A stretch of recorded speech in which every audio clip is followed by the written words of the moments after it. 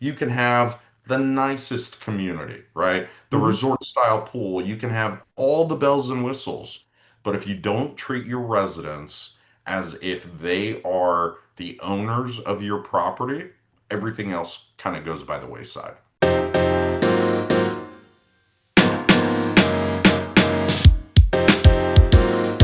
Hello, and welcome to Mornings with Joel, commercial real estate podcast, where we focus on rising stars and established players in commercial real estate and talk to them about how they are building legacies in today's marketplace. Hello, we'd like to welcome you to the Mornings with Joel CRE Podcast. We're excited today to have Teddy with us today from HH Redstone, and so we're very excited to go into our discussion and talk about student housing, something that's often not talked about.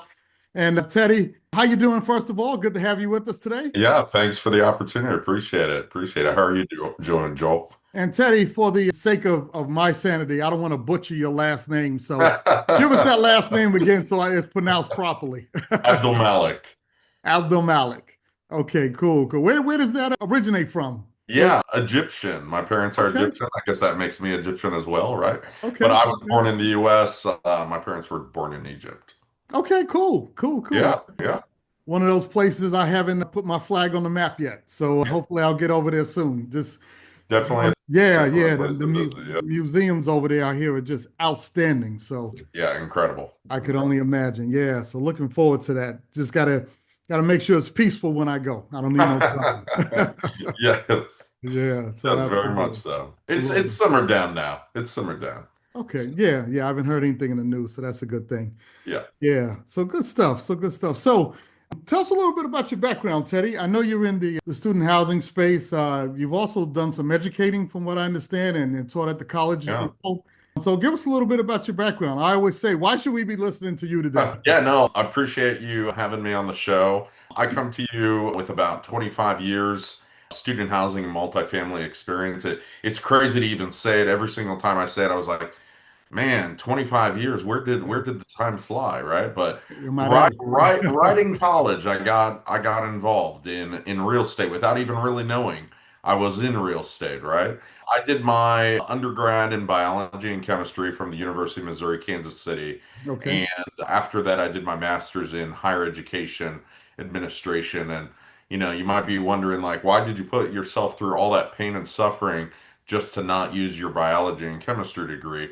But I feel like my biology and chemistry degree really made me very analytical and Hmm. allowed me to look at it from like a scientific method, which really we don't necessarily look at it when we talk about real estate, right? Hmm. And so, when I got my master's in higher ed, I was helping manage the on-campus student housing operations at the university.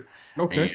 obviously this was back in, '02, '03, '04 kind of era. And it gave me a new lens to kind of look through when we were managing on-campus real estate and on-campus operations. It wasn't more or less about, the actual asset itself, but it was about the student experience that was being formed and being cultivated on campus. That's what they cared about, right? Mhm.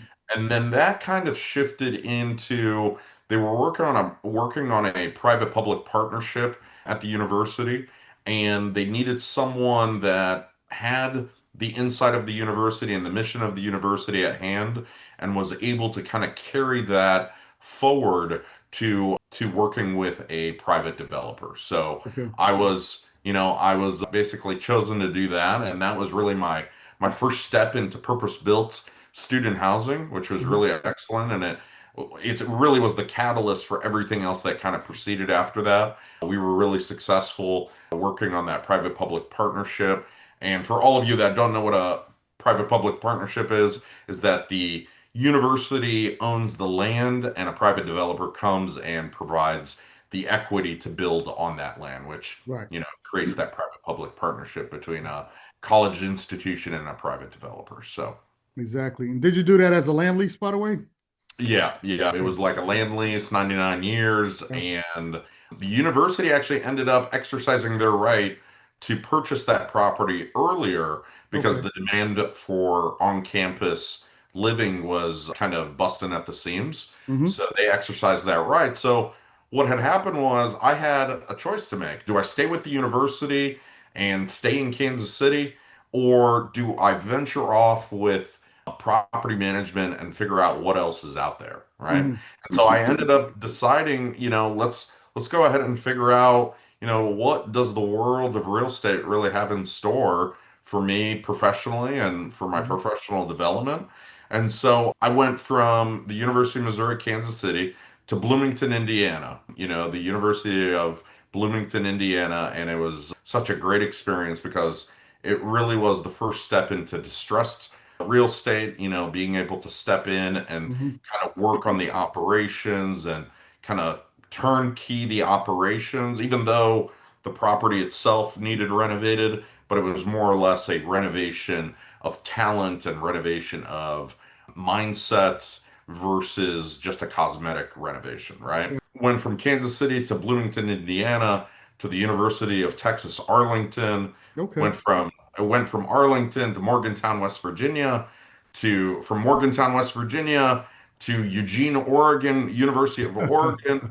And believe it or not, throughout my entire progression and path going through both student housing and multifamily, one thing stood out was the resident experience. The thing that I was able to bring that was unique to every real estate deal, the common denominator was resident experience. And I came to really connect the dots when I knew that I was making an impact on the residents that were living with us and really setting them up for success when they lived at our assets. For Hmm. example, Marcus Mariota, he was a quarterback for the University of Oregon, went on to the Tennessee Titans, and then, he's obviously in the NFL now. He was one of our residents up Okay. at the University of Oregon.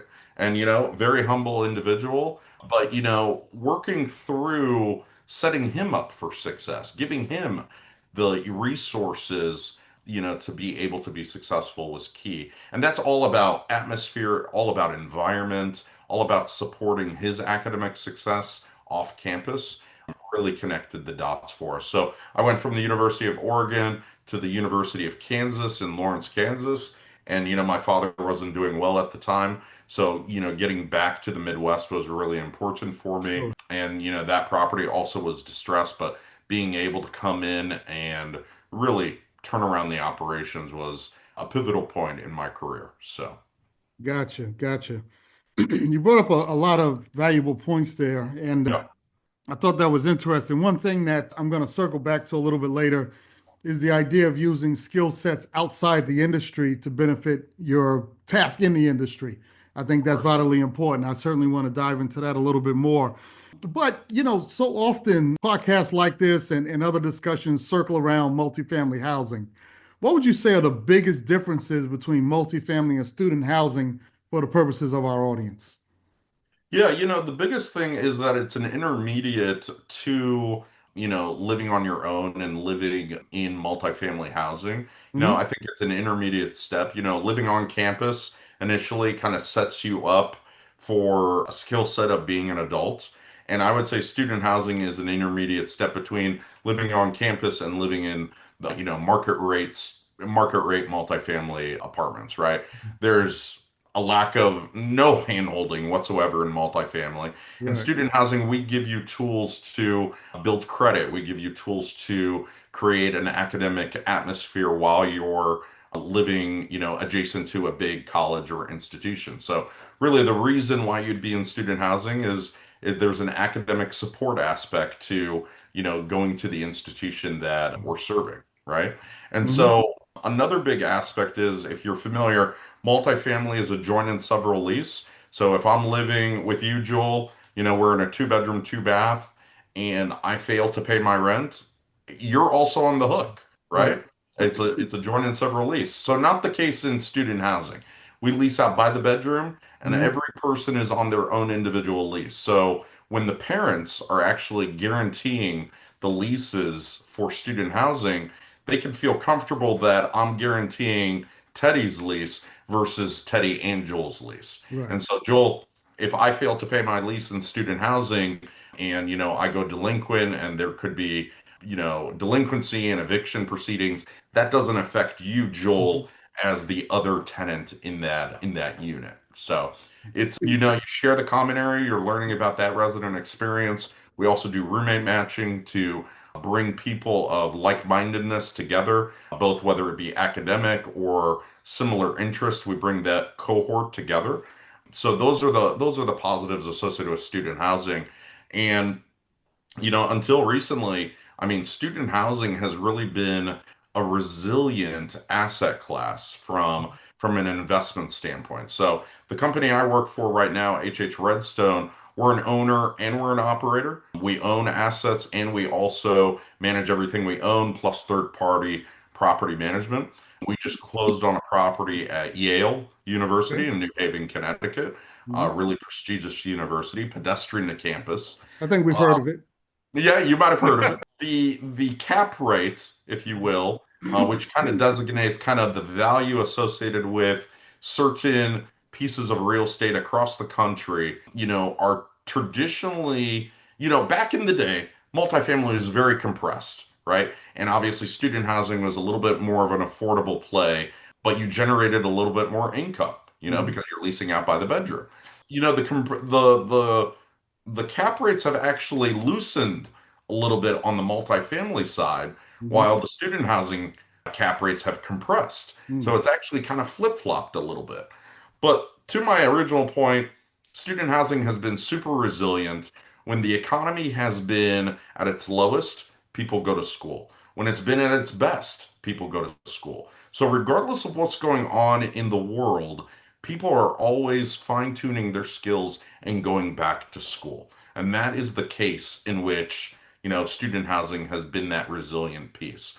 And, Yeah. the whole aspect of student housing has not really been something that has been top of mind for quite a while. I would say right at like the year 2000, right, where it was really making its entrance into the real estate, and institutional players like Blackstone and American Campus Communities and some of the bigger names were actually creating this investment piece in front of these institutional grade companies. People hadn't really heard about it, right?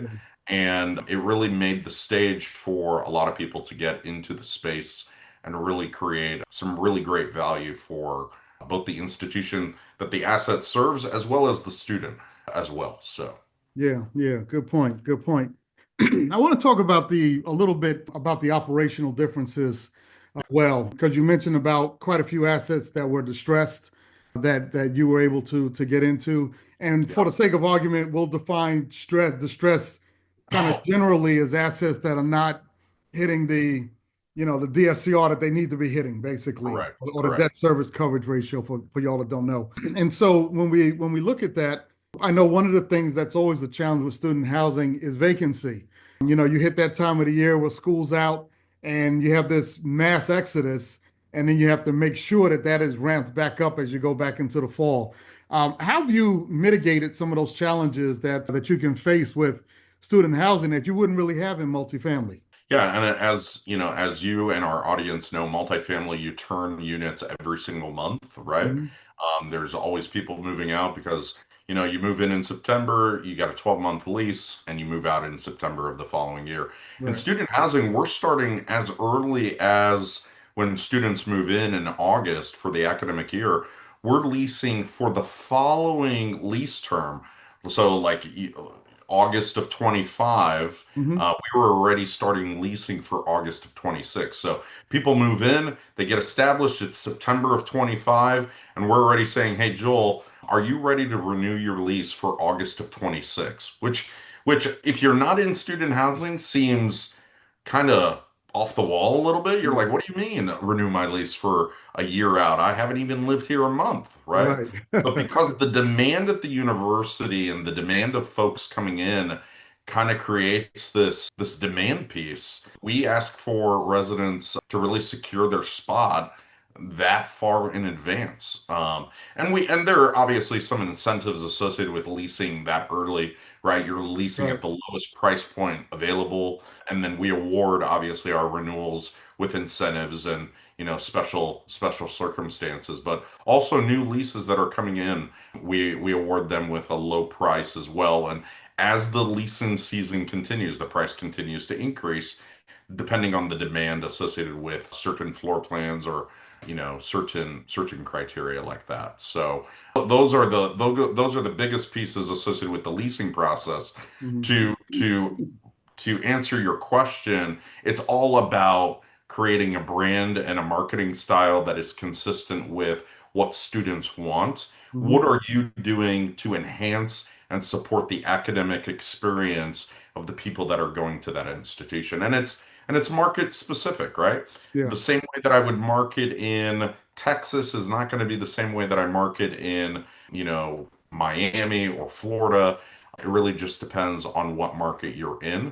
Mhm. But the same thing is true that you're trying to create a value proposition for the students that they should live at your property versus a competitor. And here are the reasons why. And you Mhm. have to be concise and you have to be consistent in that offering, that it's not too cluttered. Mhm. It's not too ambiguous that people don't understand kind of what the offering is. So what we like doing is partnering with the university, creating relationship with the university. Obviously, that's my specialty. I know how the universities speak and think and what they absolutely want for their residents.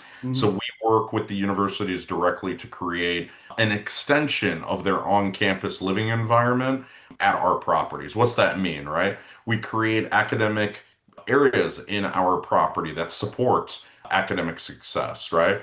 Would there be an opportunity for the student organizations at our affiliated university to use our spaces?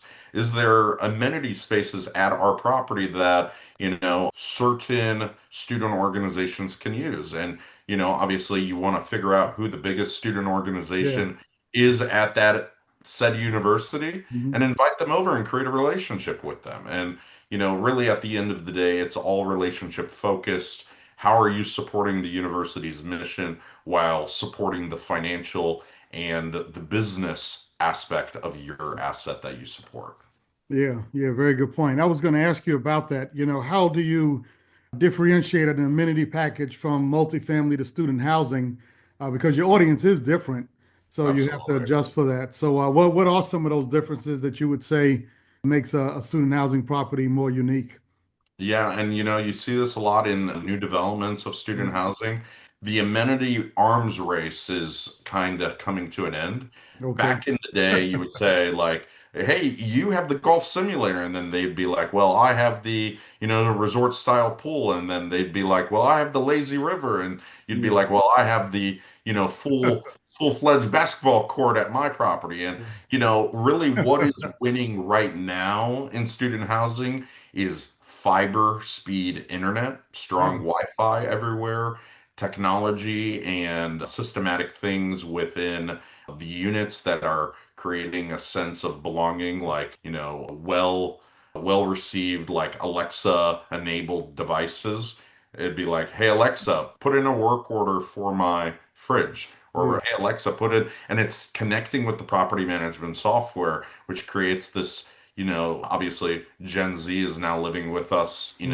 coming to Hmm. live with us now and creating that, that technology base that they're how they communicate, right? Yeah. Another thing is quiet private study rooms. I had alluded to that earlier, that it's not about the game rooms. It's not about the arcade rooms that you would have normally seen, in the previous cycle of student housing. There's quiet private study rooms with maybe, technology savvy whiteboards, and, you're creating a space for students to come together, that cohort of students, whether they be biology or chemistry or business or engineering, and you're giving them tools to really bring out the best in their academic study. There's always a hospitality focus. You see this in multifamily even more so, but student housing kind of took some time to understand that the parents and the students of today are very well traveled, right? Before we treated them like, oh, they're students, you know, Yeah. just give them They a don't know room, much. you Yeah. know. But the students and the parents of today, Joel, are Mhm. very well traveled.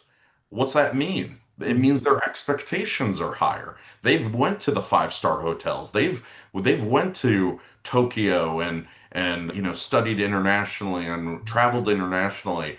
And the you take that into consideration, and you take the aspect of training our staff, for example, with anticipatory service. Hmm. What can I anticipate my customer needing versus just treating them as a tenant, Yeah. right?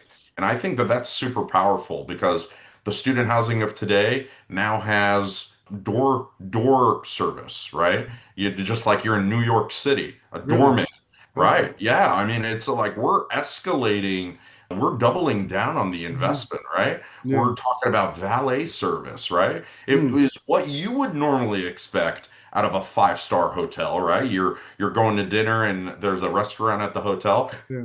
That is how you would be served, right? You're going to see that as the future progresses within student housing. And I can't really speak to it, but we have a new development that we've taken over, that we will be taking over management of, and those are going to be some amenity, hospitality focused items that we're going to be implementing at this new development as well. And then more than anything, obviously, parents and students care about safety. There's been a number of different issues on campus, and it seems like it's always in the news that there's always something happening on a college campus. So safety and controlled access has really been a pivotal piece in student housing as well, whether it be at the front door and at the bedroom, or even gated access into the community as well. You Mhm. see that also in multifamily. But the other differentiating piece associated with what student housing and multifamily offer, I would say, and multifamily tries to do this, but they don't get a lot of participation, if you will. It's community programming. It's programming that actually connects people together. So think of it like a networking happy hour without the alcohol, right? It's really setting the stage to meeting other people at the community to either better yourself or better the network and the community that you live in, right? And I think that that's super powerful, especially, if I was to meet you and you were also a business major, and then I connect with you, and then, I find out you're in my class, or we can study together, or we can, bounce ideas. I mean, really being conducive members of society, I think that that's what we're building, right? We're building the leaders of tomorrow, and we're giving them the tools to be able to take that next step, buy a house or live in an apartment community that's market rate, being able to kind of build that community. I think, that's really the pivotal piece for us. Really, at the end of the day, luxury still performs, but only when it's paired with operational excellence. I say this all the time. You can have the nicest community, right? The Hmm. resort style pool, you can have all the bells and whistles.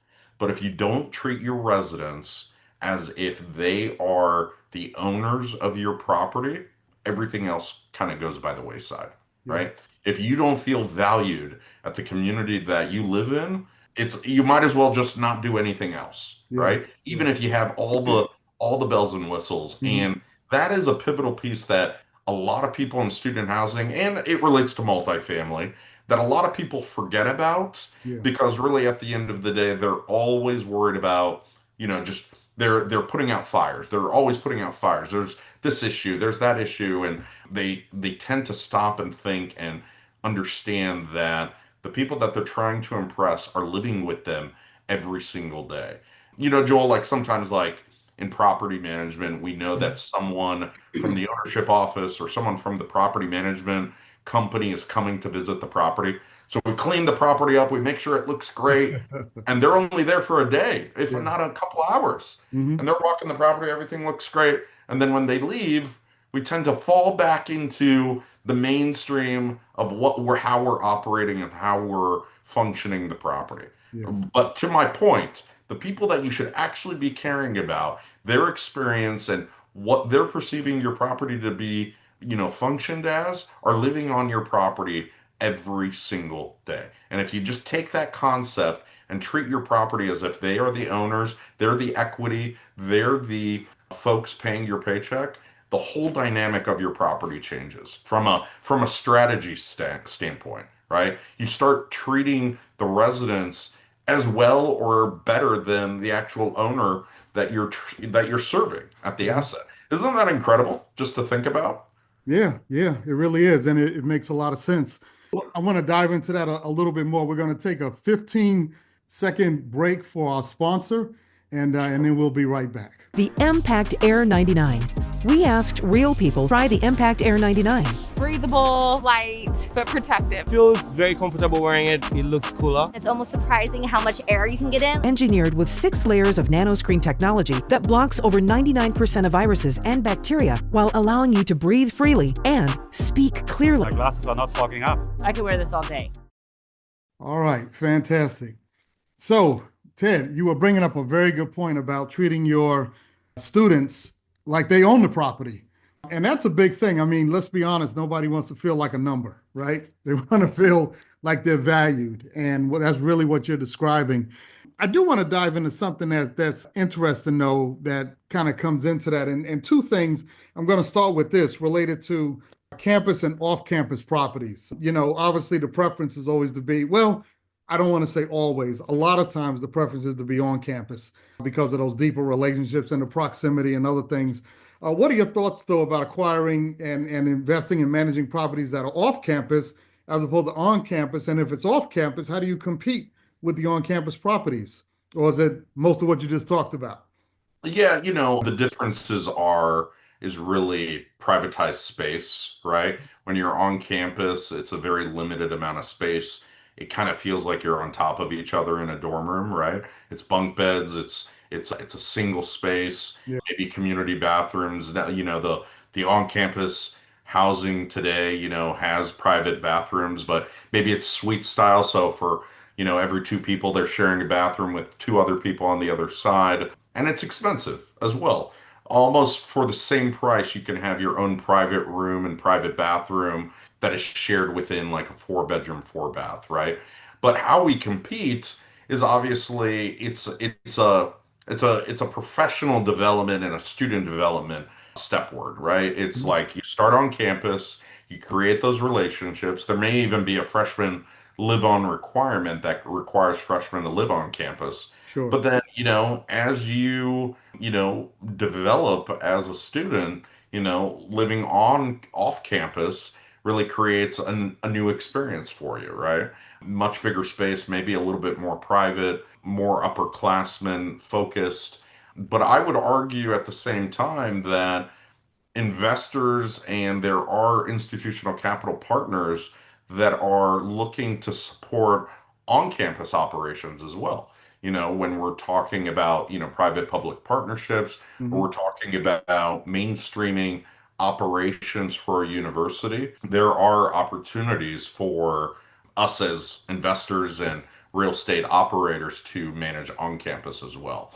But really, the thing about it is it's like you are in competition with the on campus, but really at the end of the day, when they lease up, you become the second level of where people need to go, right? You're supporting the Mhm. extension of being on campus. And I think that that's really the goal. You want to Gotcha. create such a great atmosphere that it feels like you're on campus without having the restriction of space and amenities, right? Because the amenities on campus are sometimes limited due to size and space, etc. So, Yeah, yeah. So you're basically talking about older buildings that may have been renovated and whatnot in order to accommodate, you know, correct. yeah, yeah, as And opposed sometimes to, they're on top of each other, Joel. I yeah. mean, I've heard like sometimes they've put like two, like four people in a room just because there's not enough space, right? And, it's almost like a sorority and fraternity house situation. It's like just cram them in like sardines and, Yeah. still pay this amount of money, which I don't necessarily agree with, right? That wasn't the case when I was on campus because, that was back in the day, but there were like two people to a residence hall Yeah. room, but still pretty tight. Right, right. So as an investor, do you have a preference? Do you prefer to be off campus and provide all those additional amenities, or do you provide to be, or prefer to be on campus where you have a deeper relationship with the college? Well, and I think the investors of today are definitely off campus, but the criteria is being pedestrian to campus. so that you obviously the only reason you're even at the off-campus property is because you're going to that university, right? You're Right. not just living there just to live there, Just to right? live there. Yeah. Yeah. I mean, that would be very rare. So it's strategic in the fact that what are you pedestrian to, right? Mhm.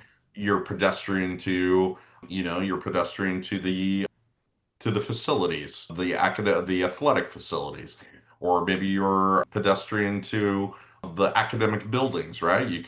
You jump out of bed and walk to campus, right?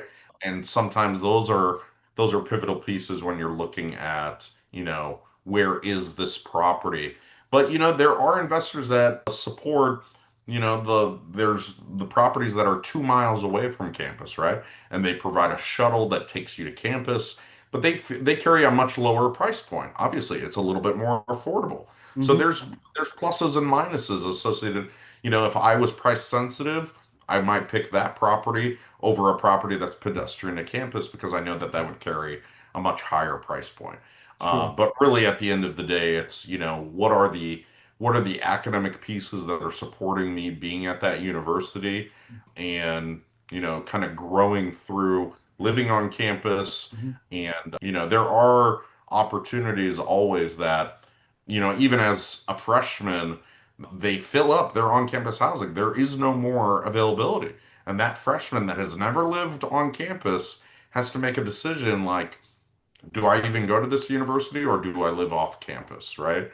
And one of the other ways that we connect with universities, Joel, is that we do a master lease with the university, and we may give them an entire floor. We may give them 2 floors of our property for a designated price, and then they're able to support their academic mission because it might be an asset that's really close to campus, and again, creating that experience that is an extension of the on-campus environment, Hmm.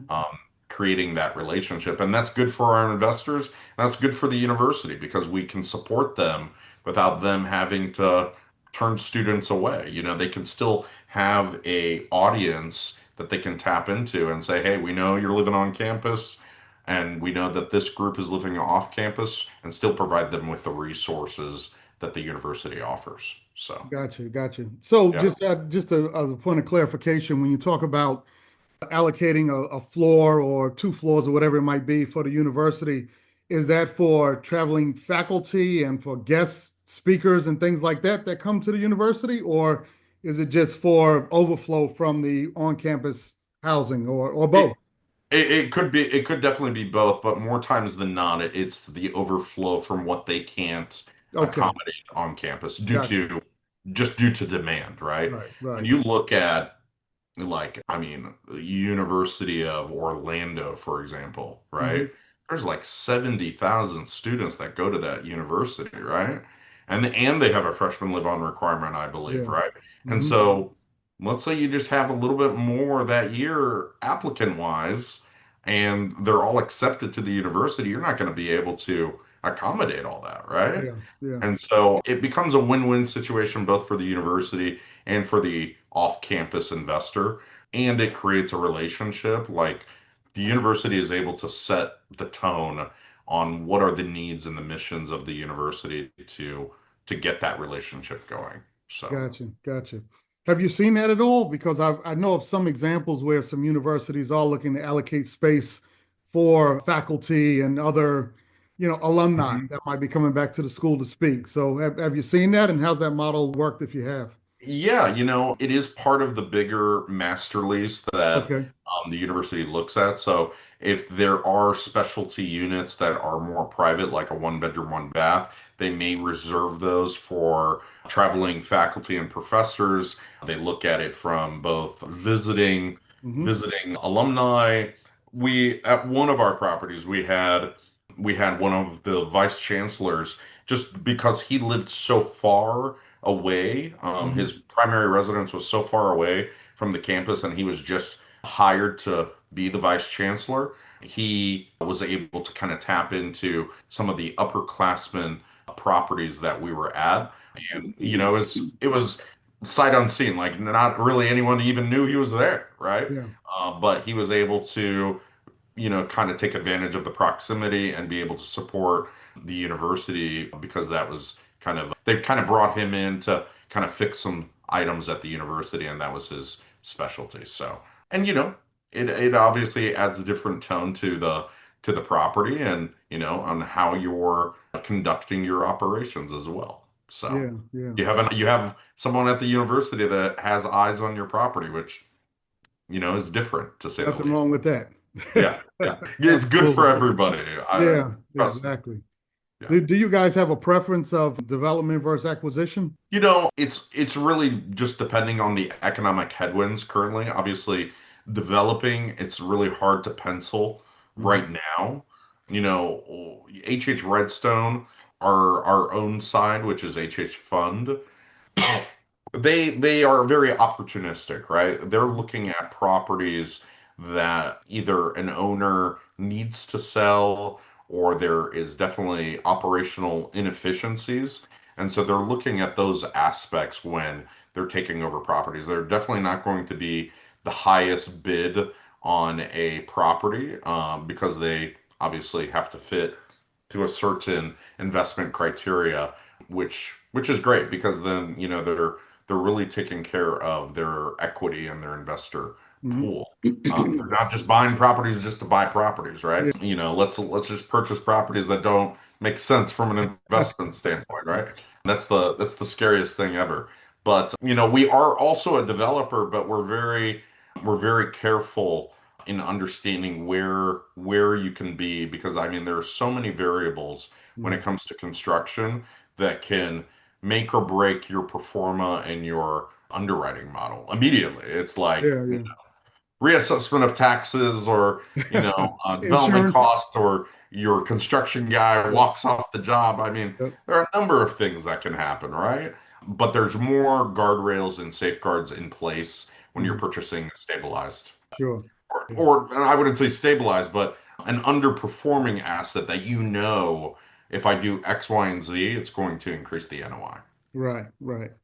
Well, I was going to mention, insurance also is always a headwind, certainly in certain markets. So, course. yeah, so Of you got course. to deal with that. Absolutely. Let me dive into one other thing that I definitely want to cover, and I was going to ask this question, but everybody might not be familiar with the term. So, you know the term Power Five, Power Four. What exactly does that mean for the sake of our audience? And then I'll get to my question behind that. So, what's Yeah, a so what's a Power Five school? What's a Power Four school? What does that mean? yeah, it's a function of enrollment and prestigiousness associated with the sports that are being allocated at that university. A Power Five school would be like a University of California, Berkeley could be a Power Five school, right?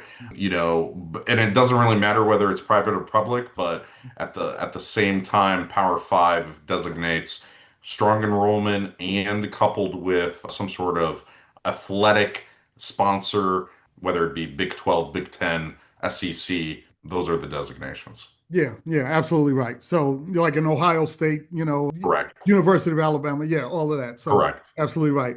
So, with that being said, why do you think in our market right now we're having investors that are trepidatious about investing in properties that are not Power Five or Power Four schools? Well, what are you seeing in the marketplace? Why do you think that is? Well, I mean, more investors are looking to tier two and tier three institutions because the returns are equal to tier one and Power Five schools, believe it or not, right? Okay. Because the students of today are also looking for affordability. And Hmm. if I can go to the University of Missouri S&T, which is Rolla, for Hmm. an engineering, I may pay less than if I go to a Wash U or a St. Louis University, right? Hmm. Which would be more private and, you know, more prestigious. But, I would argue that a tier two institution like the University of Missouri S&T, which is used to be formerly called University of Missouri Rolla, carries a more rural aspect, which carries a more affordable aspect from a housing piece. So investors may also be able to see the same returns as if they had invested in a tier one, Hmm. because obviously a tier one carries its own competition analysis. and there may not be as much competition at a tier two, which allows you to kind of set the tone, if you will, for the investment. Got you. So you haven't really seen a almost like a red line with investors, and I'm talking at the institutional level, saying, "Hey, we're only going to invest in Power Five or Power Four schools or Power Three schools." No, They're saying, there are investors like that. "Okay, okay, There all are right, investors like that, but when the barrel runs dry, there's only going to be so many yeah, assets that are available pedestrian to campus that are at those institutions. right, You're going to have to pivot and you're going to say, okay, well, what is the next, what is the next best thing? And are my returns the same and or better at some of these tier two institutions? Or tier one prime, depending on, on how you look at it. Enrollment over 30,000 students is typically tier one, and hmm then anywhere between 15 and 30,000 could be tier one prime. I've coined that phrase like it's a tier one, but it's more on the prime standpoint, and then anything under 15,000 is typically 10,000 and below is tier two. yeah, So more regional universities. So how we look at it as investors, Joel, is we look at it top 100 universities, right? hmm And that is just an investment criteria that we look at it. It could only have 10,000 students, but it's prestigious in the fact that it's not going anywhere, right? It's going to carry a high price point from, high cost barrier to entry, and your investment criteria is going to be there, and maybe your acceptance rate is low, which creates more demand for the market. So you're not seeing enrollment dips. You're actually seeing enrollment climb because the acceptance rate is so low. yeah, So it's a different way of looking at it. But at least for H.H. Redstone, we're at Ithaca, New York. We're in Washington, D.C. We're at Johns Hopkins.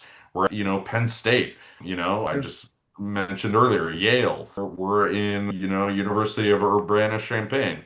Really prestigious schools that really carry a different tone to the market, if you will. yeah, yeah. Gotcha, gotcha. And all of your, I guess you service everything in house because you said you have a pretty extensive property management arm. From that Correct, standpoint. correct. Yeah, Yeah, gotcha, for the last 10 years, we've owned and operated, and just recently we're going into third-party property management as well. gotcha, gotcha. All right, well, sounds good. Sounds good. You also mentioned at the very onset, and I did say I was going to circle back to this, is the idea of your background in chemistry and biology. Those happen to be subjects that I did extremely well in as well. So I love the stuff, right? I mean, it was great. And I certainly had a bent toward that at one point. I just did better, even better in economics. So I kind of went in toward finance. But you mentioned that background, and I think there's value in that because again, I like to get ideas from other industries to see how they look at problems because it helps us sometimes not look at things the same way. It's the same thing as having a board of directors and everybody is from, the same city and the same country Sure, and the same this, sure. same country club, and you're like, okay, well, the board all thinks the same. So they obviously operate the same, right? Correct. So having that diversity of thought, I think is very important. You mentioned that you guys look at real estate differently, and you did mention some things in our discussion. What else would you say is unique about the way you guys look at real estate in the student housing space? Yeah, no, I appreciate that. And, my background in biology and chemistry has really created this aspect of, looking at it from like a scientific method, and you can appreciate that. If you hmm do X and Y, then you are bound to get Z, Cause and right? effect. And it's like, Yep. what do I need to invest to Uh-huh. bring up the overall value of the asset, right? And it's Yep. it's not the gimmicky things, but the things that actually create an ROI associated with the investment that we're serving, right?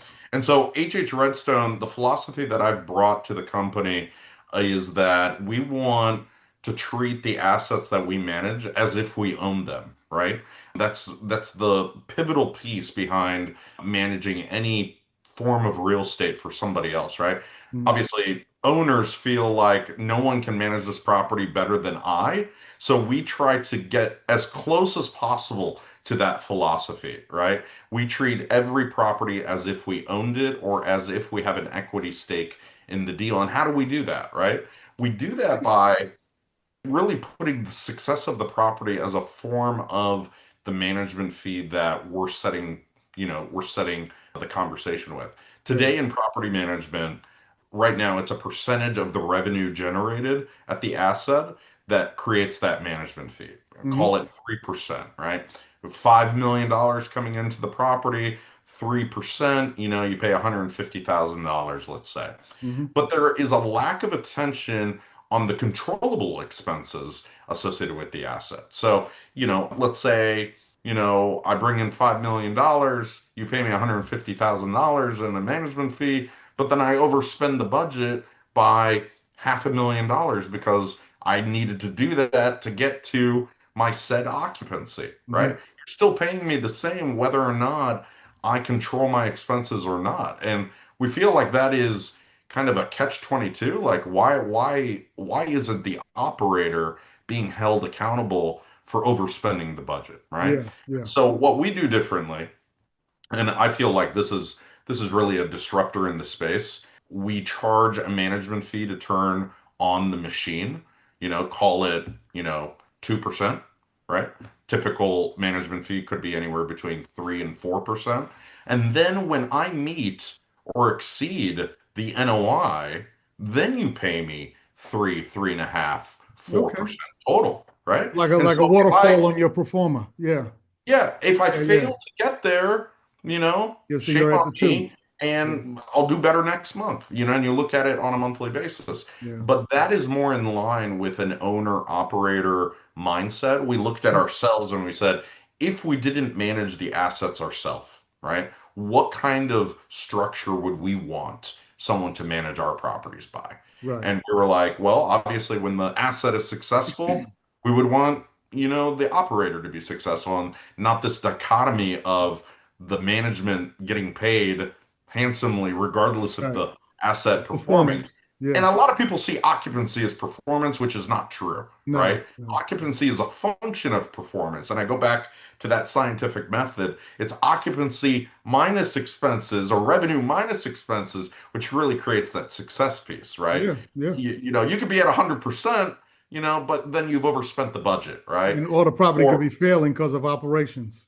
correct. Yeah. Correct. Mhm. Yeah. And so we feel like that is the secret sauce behind our operations. We're lean and we really are intentional about the deals that we take over from a third party aspect. We don't take over deals that we know that we're not going to be successful at. We only take on deals that we know we can add value to and we can really represent well. And we're putting our money, our sweat equity and our management equity into it. So it's not like we're just spinning our tires and just trying to capture deals upon deals just for the sake of it. I mean, the property management companies of today that are massive, right? So unfortunately, they're losing deals and they're getting deals, and part of it is they need to get more deals than they're losing, right? And it becomes more about the deals than about actually managing and operating the assets, which is, I mean, they're missing the point overall, right? Just perform well and the deals will come in Come. at the Yeah. end of the day, Yeah. right? Yeah. And so it's That's a different cause and way of effect, looking right? at it. That's chemistry. That's chemistry, right? So we're really fortunate to be able to have owners that represent our company that actually want the best for the brand that we represent and bring out the best in the assets that we touch and serve. So Yeah.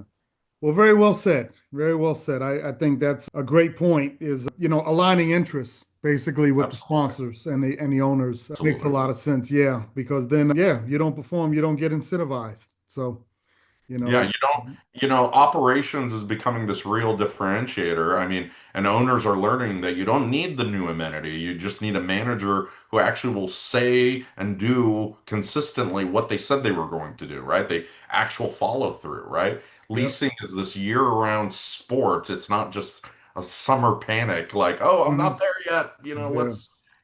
And so, like I said before, the renewal strategy happens so earlier on.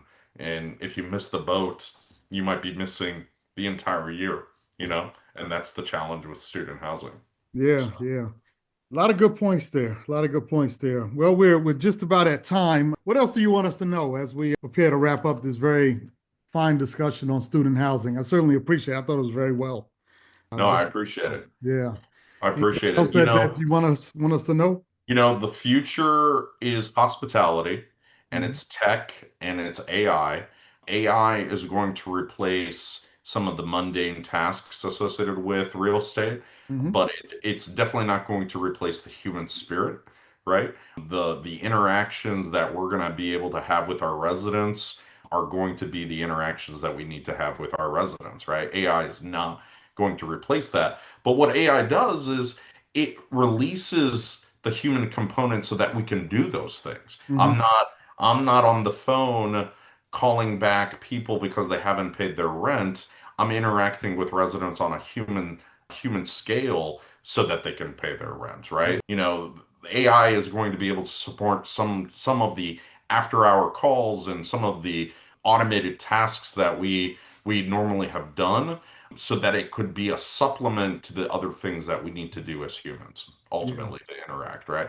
There was a guy that was telling me that, during the Industrial Revolution, we dug holes with our hands and with shovels, right?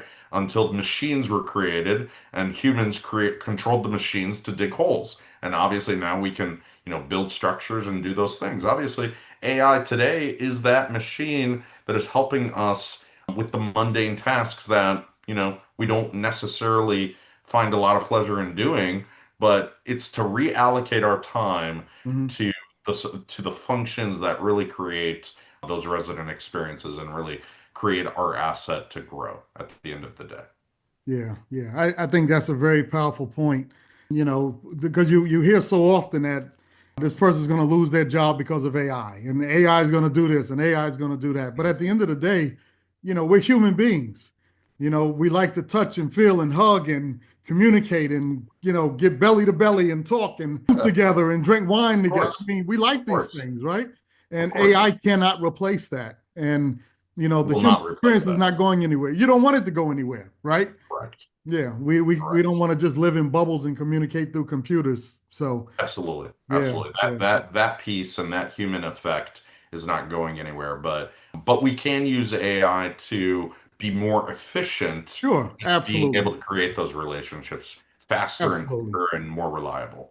Yeah, Yeah, yeah, absolutely. So very, very good point. Well, absolutely. Teddy, I think this was a excellent discussion today. I thoroughly enjoyed it. Thank We you so don't dive much. into student housing too often, so but this is good. This is the reason, some of the reasons why student housing is such a great thing, and then to understand your mindset on it and how you value your clients and students is very, very important. So I really appreciate it, and thank you so much for your time. I think this was great. And you're always welcome to get back. Let's reconvene in the future and Absolutely. talk about it a little bit more. Let us know how the Of Yale course. project went and all Yeah. the other stuff that you're working on. That would be Yeah, no, fantastic. absolutely. Yeah, Absolutely. Thank so you so much. It's been a pleasure. Thank you, Joel. absolutely. And thank you. Hold on one second. I do want to chat with you for a quick second off air, but so much for being here. And for all of you listening today, thank you so much for listening to the Mornings with Joel CRE podcast. As always, we're excited to have you. Thank you so much for being here. And we look forward to seeing you on an upcoming show of Mornings with Joel CRE podcast. Have a great day, everyone. We'll talk soon. Bye bye. And Absolutely. quicker and more reliable. Yeah, Yeah, yeah, absolutely. So very, very good point. Well, absolutely. Teddy, I think this was a excellent discussion today. I thoroughly enjoyed it. Thank We you so don't dive much. into student housing too often, so but this is good. This is the reason, some of the reasons why student housing is such a great thing, and then to understand your mindset on it and how you value your clients and students is very, very important. So I really appreciate it, and thank you so much for your time. I think this was great. And you're always welcome to get back. Let's reconvene in the future and Absolutely. talk about it a little bit more. Let us know how the Of Yale course. project went and all Yeah. the other stuff that you're working on. That would be Yeah, no, fantastic. absolutely. Yeah, Absolutely. Thank so you so much. It's been a pleasure. Thank you, Joel. absolutely. And thank you. And for all of you listening today, thank you so much for listening to the Mornings with Joel CRE podcast.